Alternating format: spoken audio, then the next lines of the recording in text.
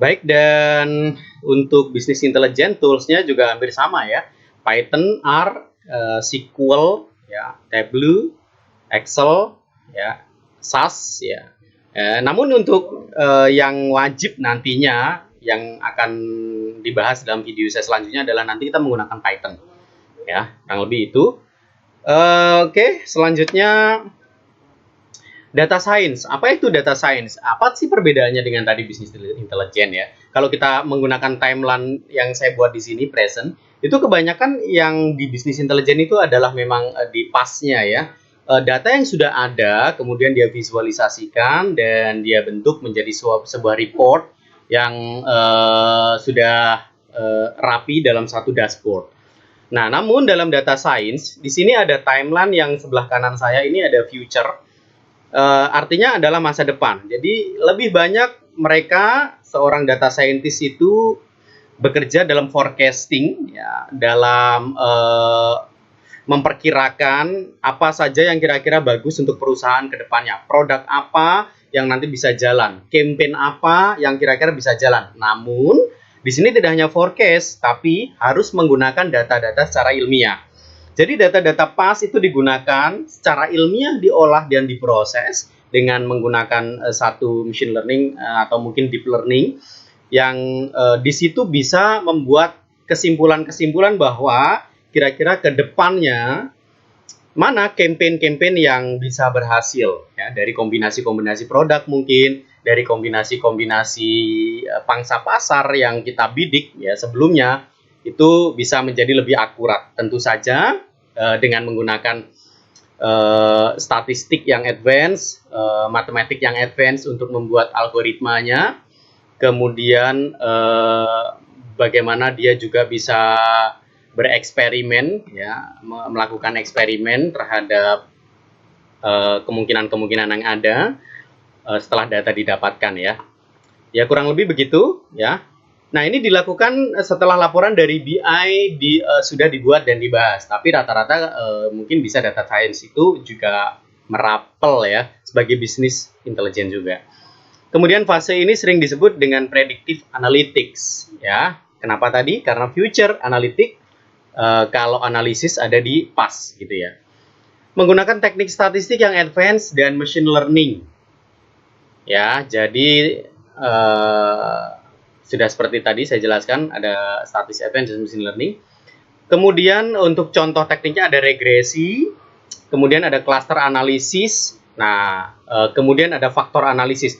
Nah, ini ada satu tabel misalkan 1, 2, 3, 4 ini adalah konsumennya. Konsumen misalkan 1 dan 2 ini adalah small store, 3 dan 4 adalah wholesaler, 4 dan 5 misalkan modern trade. X1, X2, X3 dan seterusnya sampai dengan X ke N, ya itu adalah faktor-faktor. Faktor-faktor itu mungkin bisa barang-barang yang diskon ya, ada barang-barang yang memang menjadi unggulan, banyak sekali faktor-faktor di sini ya. Nah, untuk cluster analisis itu dianalisis berdasarkan cluster. Contohnya nanti di sini akan clusternya small store. Ya, itu dianalisis per small store. Kemudian di sini nanti ada cluster analisis yang modern trade. Itu akan dikelompokkan cluster analisisnya di modern trade dan lain sebagainya. Nah, untuk faktor analisis ini, X1, X2, X3, dan seterusnya sampai dengan X ke N, itu adalah faktor yang membuat apa sih penjualannya jadi naik atau turun.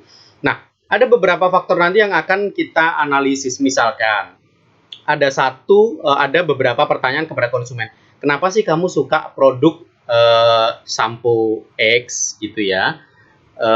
Apakah kamu suka dengan merekomendasikan sampo itu, seberapa kamu suka dengan sampo itu? Sebenarnya ada beberapa pertanyaan, ada beberapa faktor yang sebetulnya itu adalah sama, pada intinya adalah sama. Itu nanti bisa dikelompokkan ke dalam yang disebut dengan faktor analisis. Nah, kemudian time series itu bisa dalam bentuk tabel XY, grafik XY ya. Kemudian nanti bisa kelihatan tabel ke atas begitu kurang lebih ya, dari kiri ke kanan. Time series itu memperlihatkan ya, misalkan kita melihat satu grafik penjualan dari tahun kemarin ke tahun sekarang, misalkan dia naik gitu, itu menggunakan time series. Selanjutnya machine learning dan deep learning. Ya, machine learning itu membuat algoritma nantinya di bahasa pemrograman Python. Nanti akan saya berikan penjelasan di tutorial video saya yang lain yang nanti khusus membahas bahasa pemrograman Python ya. Kurang lebih itu. Kemudian aplikasinya digunakan untuk apa sih data science itu? Yang pertama ada UX ya, user experience. User experience itu kalau saya bisa katakan misalkan bagaimana orang tersebut bisa puas terhadap produk-produk kita. Bagaimana misalkan saya seorang pengguna YouTube, saya biasa search di jam tangan misalkan. Saya banyak melihat video tentang jam tangan. Dan dari experience saya itu oleh YouTube, data saya diolah sehingga YouTube akan menawarkan saya iklan-iklan yang berkaitan dengan jam tangan. Ya. Kemudian yang kedua ada fraud detection, ya, deteksi kecurangan. Misalkan dalam sebuah perbankan ada pengguna rekening yang kira-kira dia akan melakukan fraud dengan kartu kreditnya, kita bisa deteksi dengan apa sih ciri-ciri pergerakan dalam rekening atau pergerakan apa saja dalam internet atau internet banking yang itu bisa mengindikasikan fraud ya. Jadi kita bisa mendeteksi lebih awal. Dan juga dalam perusahaan pun dalam laporan keuangan yang tidak sehat ya itu bisa mengindikasikan adanya fraud detection, itu bisa diolah dengan menggunakan data science. Selanjutnya ada client retention, supaya orang tetap menjadi klien kita gitu. Apa sih campaign yang ternyata cukup buat membuat orang puas yang nanti bisa kita pakai lagi untuk selanjutnya. Nah, selanjutnya ada behavioral artificial intelligence ya, bagaimana kebiasaan hampir sama sih sebetulnya dengan UX tadi, kebiasaan-kebiasaan kita dalam berselancar di dunia maya itu akan menjadi catatan kepada perusahaan-perusahaan besar ya, terutama sosial media yang digunakan untuk campaign beberapa produk-produk yang kerjasama atau yang menggunakan jasa mereka untuk jasa iklan. Ya, kurang lebih itu materi data science ya. Kemudian fondasi seorang data science itu apa sih biar kuat ya? Yang pertama memahami data yang diperlukan. Ya, tentunya data mana yang memang saya perlukan, data mana yang enggak, bagaimana dia bisa memadukan antara variabel satu data dengan variabel data lain. Selanjutnya memiliki kemampuan analitik yang tinggi ya, tentunya dia bisa menganalisis dari data yang ada, bisa ada insight, ada ilham. Kalau sebuah data ini tidak diilhami terhadap apa sih sebetulnya data ini yang bisa berguna dari data yang ada, ya, jadi harus kemampuan analitik tentu tinggi. Memiliki kemampuan matematika yang baik ya, untuk setelah analitik itu bagaimana dia membuat algoritma, diterjemahkan dalam algoritma, ya tentunya dia harus menggunakan bahasa matematika yang advance ya. Kemudian memiliki kemampuan storytelling atau bercerita. Data kemudian akan menjadi sebuah dashboard visualization, kemudian dia akan mempunyai satu forecast.